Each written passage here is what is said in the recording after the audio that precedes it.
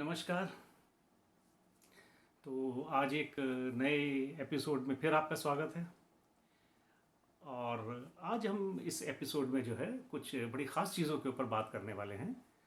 तो थोड़ा सा एक निगाह, जैसे हम हमेशा जब एपिसोड शुरू करते हैं तो थोड़ा सा पीछे की चीज़ों पे डालते हैं।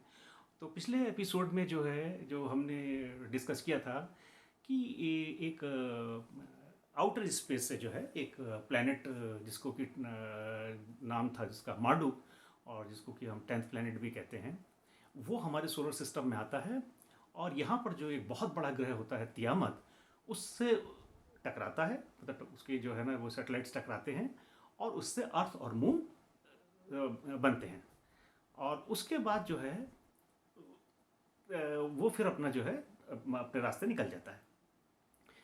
अब सुमेरियंस ने जो है ना इस पे ये भी कहा, जो हमने पिछले एपिसोड में बात करी थी, कि जो लाइफ अर्थ पे आज हम देखते हैं ये भी मार्डुक से ही जो है ट्रांसफ़र हुई अर्थ के ऊपर।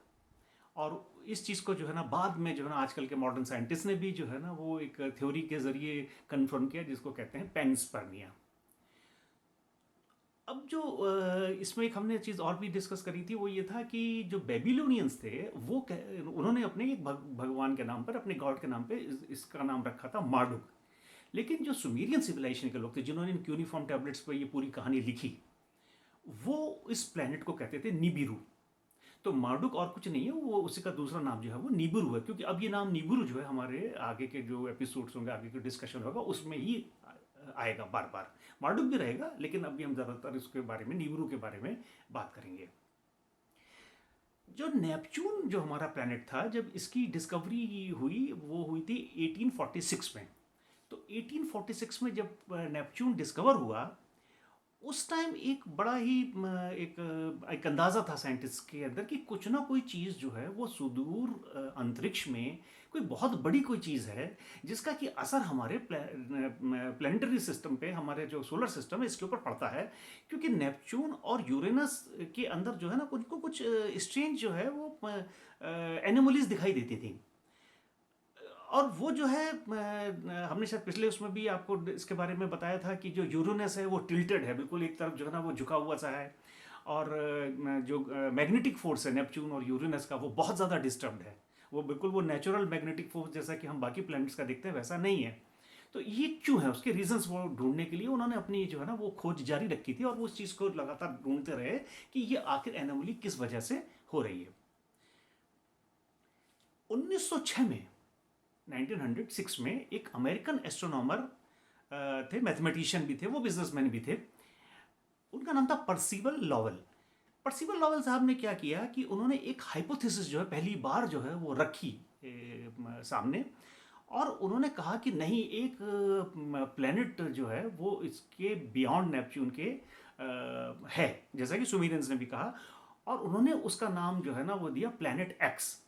अब ये प्लैनेट एक्स जो उन्होंने नाम दिया, उसका जो रीज़न था वो ये था कि जो एक्स सिंबल है, एक्स जिसको हम कहते हैं, वो डिनोट करता है समथिंग अननोन। जैसे कि अगर आपको ध्यान हो, आप एक्सरेज जानते होंगे, जो कि हमारे कभी जो फ्रैक्चर वगैरह होता है तो हम एक्सरे कराते हैं। तो उसको एक्सरे क्यों बोलते हैं? क्योंकि जब पहली बार वो एक रिसर्च कुछ हो रही थी, उसमें सडनली ये एक्सरे जो है ना वो डिस्कवर हुई थी।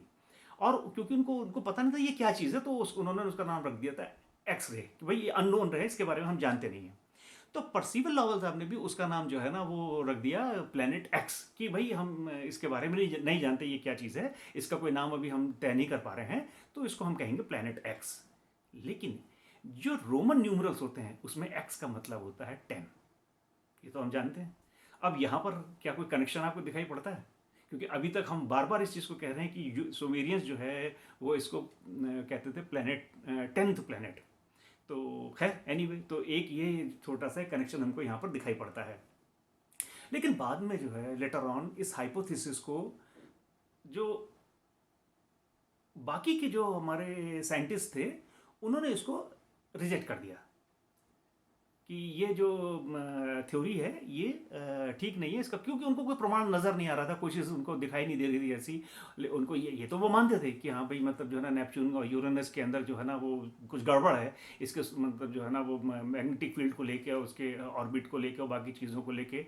लेकिन उन्होंने कहा कि लेकिन एक ऐसी कोई चीज़ हम देख नहीं पा रहे हैं उधर, हमको कुछ अभी ऐसा कोई हमारे पास टेलीस्कोप नहीं है कि ये जो प्लेनेट एक्स है इसके बारे में हम एक कन्विक्शन के साथ कह सकें। तो उन्होंने इस थ्योरी को रिजेक्ट कर दिया। लेकिन बहुत बड़ा जो एक डिस्क्लोजर हुआ, एक जो धमाका हुआ, वो हुआ सन 2015 में।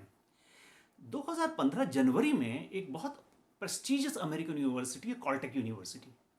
कॉलटेक यूनिवर्सिटी के दो बहुत ही लीडिंग एस्ट्रोनॉमर्स, कॉन्स्टेंटाइन बेटिजिन और माइक ब्राउन, ये दो वहाँ के बड़े लीडिंग एस्ट्रोनॉमर्स थे।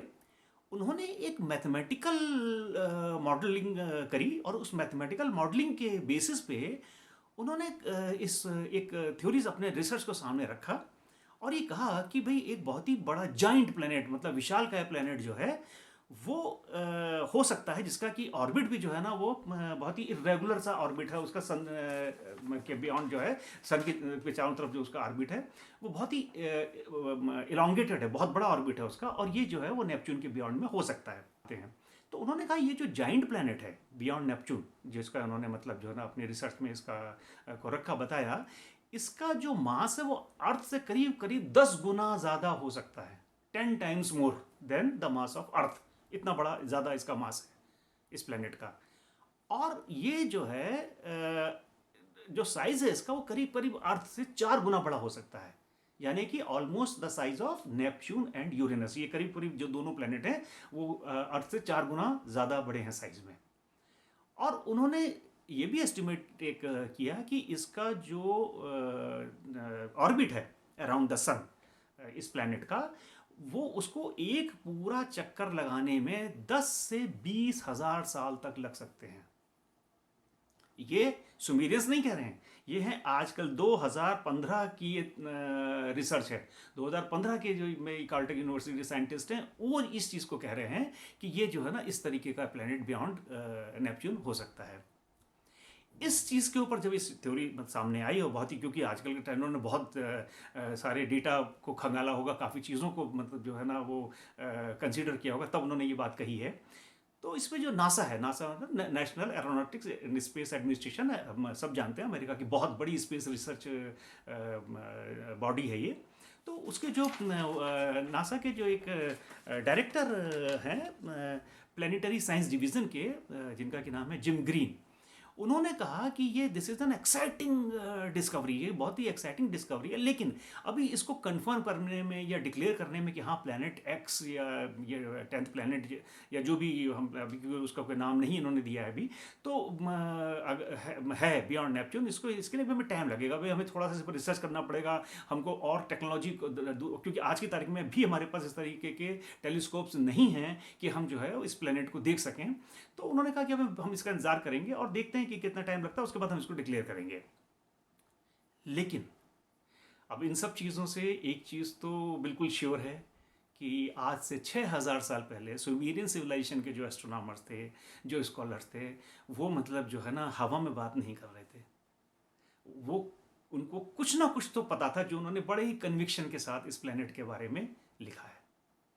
अब ये चीज़ हमको इस चीज़ को सोचने पे मजबूर करती है, और ये देखिए समय बताएगा कि ये चीज़ जो है ना वो उनकी, जब इसके बारे में पता चलेगा, आजकल के हमारे मॉडर्न साइंटिस्ट जो हैं वो इसको जब पता करेंगे इसके बारे में, तो फिर ये चीज़ जो है ना हमको पता चलेगी कि वो जो है वो सही है कि गलत है।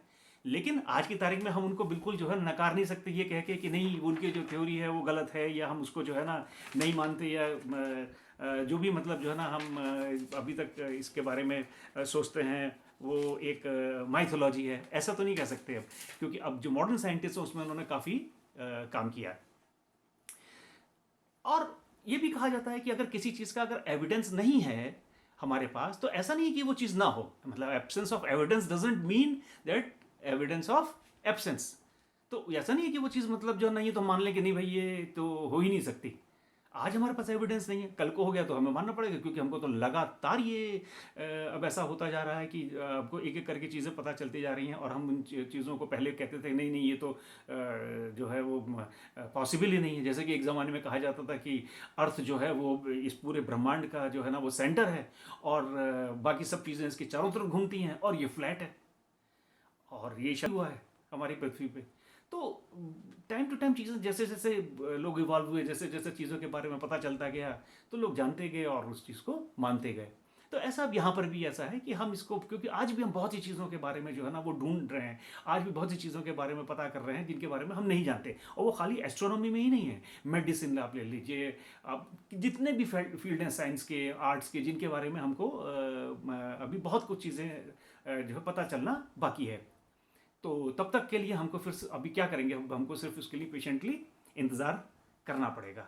लेकिन ये भी हो सकता है कि एक दिन वो आए जब ये सारी चीज़ें हमको पता चलें कि जो सुबेरियंस लिख के गए हैं, इतने कॉन्फिडेंटली लिख के गए हैं, वो सब सही हैं और हम उनको मानने पे फिर मजबूर हो जाएं।